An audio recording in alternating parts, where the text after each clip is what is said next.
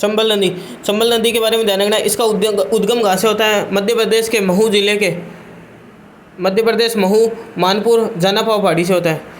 ठीक है, मध्य प्रदेश के महू जिले के मानपुर के जानापाव पहाड़ी से, जानापाव पहाड़ी से क्या होता है? चंबल नदी का उद्गम होता है। चंबल नदी का उद्गम कहाँ से होता है? मध्य प्रदेश के महू जिले के मानपुर के जानापाव पहाड़ी से। जानापाव पहाड़ी मध्य प्रदेश महू जिले, यहाँ से क्या होता है? चंबल नदी का उद्गम होता है। उद्गम स्थल सी लेवल से ऊंचा है 930 मीटर। ठीक है, उद्गम स्थल सी लेवल से कितना ऊंचा है?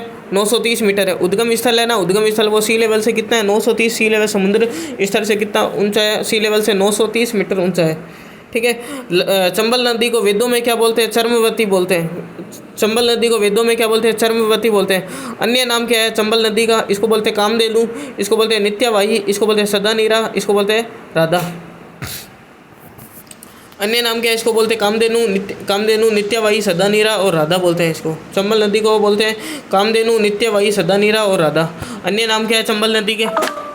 चंबल नदी के अन्य नाम है कामधेनु, नित्यवाही, सदानीरा और राधा। चंबल नदी के अन्य नाम है कामधेनु, नित्यवाही, सदानीरा और राधा। ये चंबल नदी के अन्य नाम है। इसकी विशेषता क्या है? चंबल नदी की विशेषता क्या है? विशेषता है वर्ष भर बहने वाली नदी। कैसी ये नदी है? वर्ष भर बहने वाली नदी। और राजस्थान में सबसे लंबी नदी है। राजस्थान में सबसे लंबी नदी कौन सी है? राजस्थान में, शब्द है ध्यान रखना, राजस्थान में सबसे लंबी नदी है। राजस्थान की नहीं है, ध्यान रखना, राजस्थान में सबसे लंबी नदी कौन सी है? चंबल नदी है। यानी ये नदी राजस्थान में तो बहती है लेकिन बाहर भी जाती है, तो राजस्थान में होगी। की का मतलब हो गया वो टोटली राजस्थान में होगी। तो राजस्थान में सबसे लंबी नदी कौन सी है? चंबल नदी। वर्ष भर बहने वाली नदी।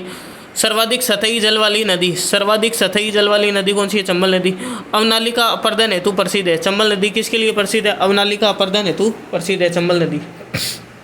आगे, इसकी सीमा किस किस की बनाती है? मध्य प्रदेश, राजस्थान और उत्तर प्रदेश की सीमा बनाती है। चंबल नदी पर अभ्यारण्य, नेशनल पार्क कौन सा है? चंबल घड़ियाल अभ्यारण्य। कौन सा है? चंबल घड़ियाल अभ्यारण्य। ये चंबल नदी पर है। भाव कहाँ है? दक्षिण से उत्तर की ओर है। दक्षिण से उत्तर की ओर, इस तरह से, ऐसे दक्षिण से उत्तर की ओर है। भाव कैसा है इसका? दक्षिण से उत्तर की ओर है।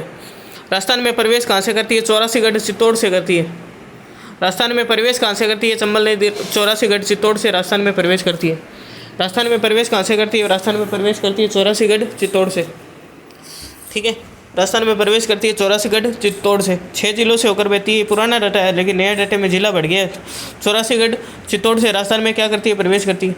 कौन कौन से जिलों से जाती है? लास्ट में ध्यान रखना है, सवाई माधोपुर, करौली और धौलपुर से होते हुए बाहर निकलती है। चंबल का मिलन फिर क्या होता है? यमुना में हो जाता है। यह इसकी सबसे लंबी, यमुना की इसकी सबसे लंबी सहायक नदी है। और मिलन कहाँ पे होता है? इटावा, यूपी में होता है। मिलन कहाँ होता है? चंबल और यमुना का मिलन कहाँ होता है? इटावा, यूपी में। सवाई माधोपुर, करौली, धौलपुर से होती हुई बाहर निकल जाती है, यमुना में मिल जाती है। मिलन कहाँ होता है? इटावा में होता है।